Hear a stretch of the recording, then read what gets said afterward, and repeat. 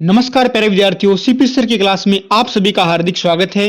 विद्यार्थियों, आज की इस इम्पोर्टेंट क्लास में हम आपकी class 12th English compulsory NCERT के अंतर्गत आपका जो बोर्ड का एग्जाम होने वाला है उसमें आपकी फ्लेमिंगो बुक की जो दूसरी पोइम है कीपिंग क्वाइट, उस पोइम का ओनली वन आंसर करने वाले हैं। यानी आपको कीपिंग क्वाइट पोइम के सारे प्रश्न याद नहीं होते, तो मैं आज आपको ओनली वन आंसर बताऊंगा इस कीपिंग क्वाइट पोइम से।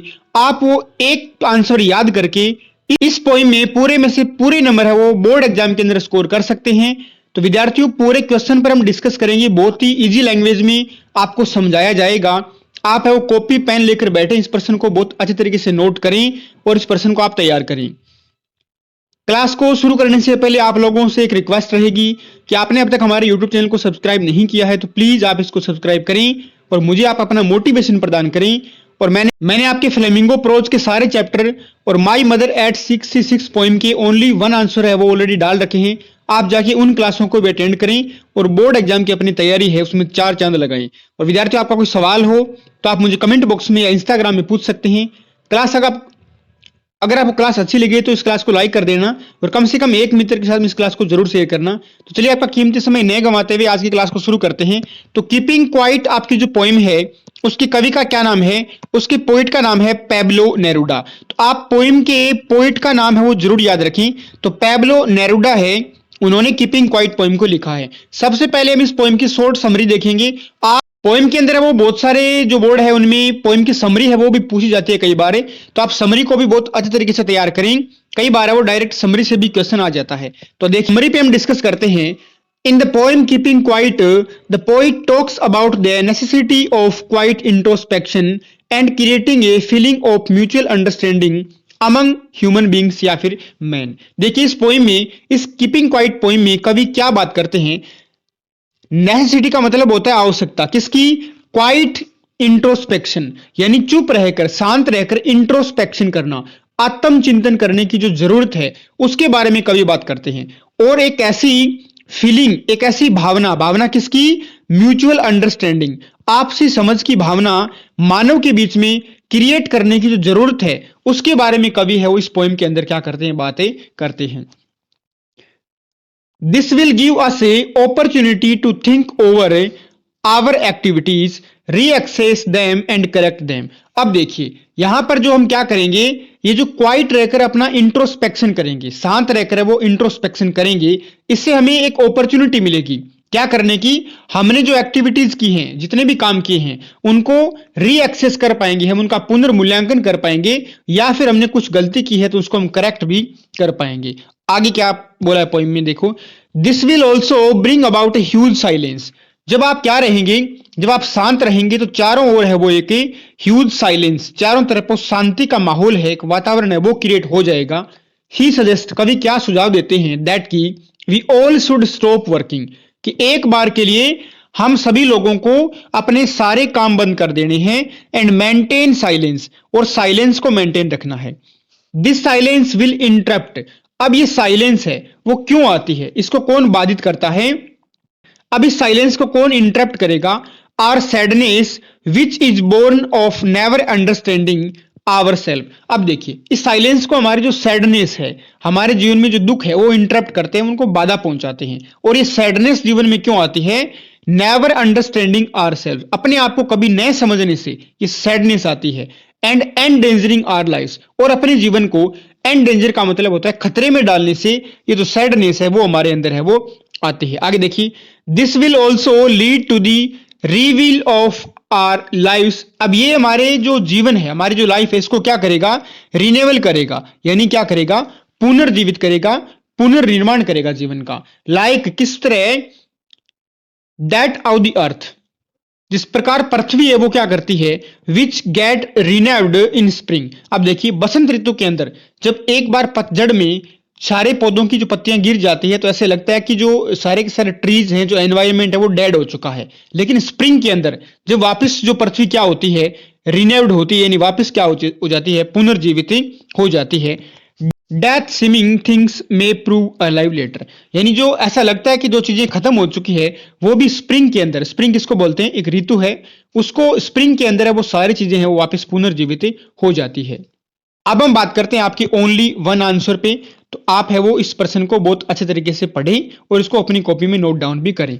देखिए, in this poem the poet, इस कविता में हमारे कवि है पैब्लो नेरुडा, इंसिस्ट, वो हमें जोर देकर कहते हैं, क्या कहते हैं, टू काउंट अप टू 12, कि हमें कहां तक, हमें 12 तक है वो गिनती करनी है। कहां तक है? 12 तक। सो दैट, ताकि वी मे फील साइलेंस, यानी वो जो 12 तक हम गिनेंगे उसमें हम क्या हो जाएंगे, एकदम चुप हो जाएंगे और साइलेंस को मेंटेन करेंगे।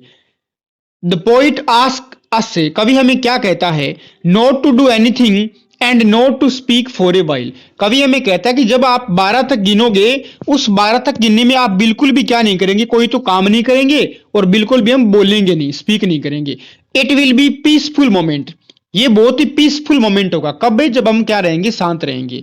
जैसे without rush, without the roar of engines, यानी जब हम सारे लोग रुक जाएंगे तो गाड़ियों का जो शोर है, इंजन्स का, जो फैक्ट्रीज के चलने का शोर है, वो भी क्या हो जाएगा, बंद हो जाएगा। The fisherman would not harm the whales, whales एक मछली है, तो मछुआरे हैं वो भी क्या करेंगे, सी के अंदर जो व्हेल मछली है उसको नुकसान नहीं पहुंचाएंगे। हार्म का मतलब होता है नुकसान पहुंचाना। Being a quiet will stop the green and gas war. अब देखिए, जब हम लोग शांत रह जाएंगे तो हम ग्रीन वॉर नहीं करेंगे। ग्रीन वॉर का मतलब होता है वॉर अगेंस्ट नेचर, प्रकृति के विरुद्ध जब हम वॉर करते हैं, यानी जो पेड़ वगैरह काटते हैं वो। और वॉर विद गैस कौन सा हो गया, आपके जितने भी जो केमिकल वेपन से लोग जो युद्ध लड़ते हैं वो हो गया। द पोइट क्लियर, कवि एक बात स्पष्ट कर देता है, दैट की स्टिलनेस, स्टिलनेस का मतलब एकदम शांति, not to be taken as total inactivity. ये बहुत ही अच्छा वर्ड है इस पोइम के अंदर। टोटल इनएक्टिविटी का मतलब होता है पूर्ण निष्क्रियता। अब कवि क्या बोल रहा है, कवि बोल रहा है कि आपको 12 तक गिनना है और 12 तक गिनते समय आप एकदम सारे काम बंद कर दो। लेकिन कवि कह रहा है कि मेरे कहने का यह मतलब यह नहीं है कि आप क्या हो जाओ, टोटल इनएक्टिव, पूर्ण निष्क्रिय हो जाओ, यानी आप कुछ भी नहीं करो जीवन में।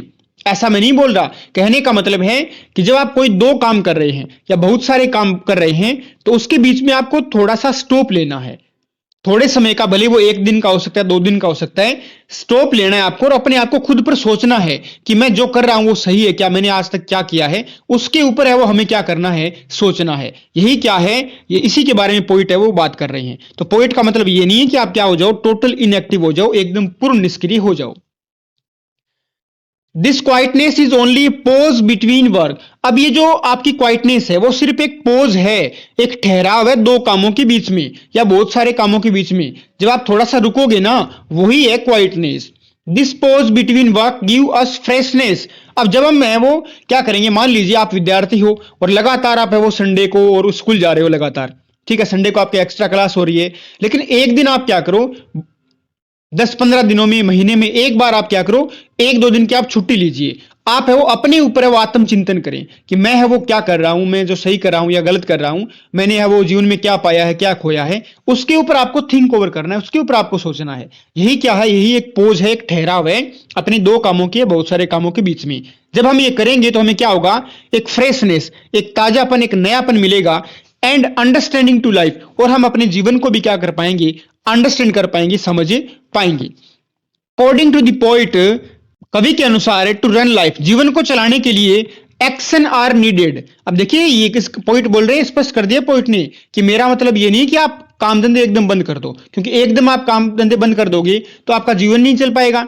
जिंदा रहने के लिए काम तो करना पड़ेगा ना भाई। तो इसका मतलब ये नहीं कि आप सब कुछ बंद कर दो, but to be great a peaceful mind is also needed. लेकिन हमें अपने माइंड को पीसफुल बनाना होगा, हमें अपने माइंड को थोड़ा सा स्ट्रोंग करना पड़ेगा। वो हमारे जीवन के लिए क्या है, आवश्यक है। और वो कब होगा, वो तब होगा जब हम क्या करेंगे, अपने जीवन के अंदर जितने भी आप काम कर रहे हो उसके बीच में आप थोड़ा सा क्या लेंगे, ठहराव लेंगे, अपने खुद के लिए भी आप थोड़ा सा जिएंगे। तो वही क्या है, वो ठहराव है। विद्यार्थियों, ये था आपका कीपिंग क्वाइट पोइम से ओनली वन आंसर। आप इसको चाहे तो नोट डाउन कर सकते हैं, इसका स्क्रीनशॉट भी आप ले सकते हैं। क्लास आपको अच्छी लगी हो तो आप इस क्लास को कम से कम एक मित्र के साथ में जरूर शेयर करना, वीडियो को आप लाइक करना ना भूलें। और आपने अब तक हमारे यूट्यूब चैनल को सब्सक्राइब नहीं किया है तो प्लीज विद्यार्थियों, आप लोगों से रिक्वेस्ट है कि आप है वो हमारे चैनल को जरूर सब्सक्राइब करें। मुझे आप लोगों की मोटिवेशन की सख्त आवश्यकता है। और विद्यार्थियों, मिलते हैं अगली क्लास में, तब तक आप ऐसे ही पढ़ते रहिए, आगे बढ़ते रहिए। मिलते हैं अगली क्लास में, तब तक के लिए जय हिंद, जय भारत, टेक केयर।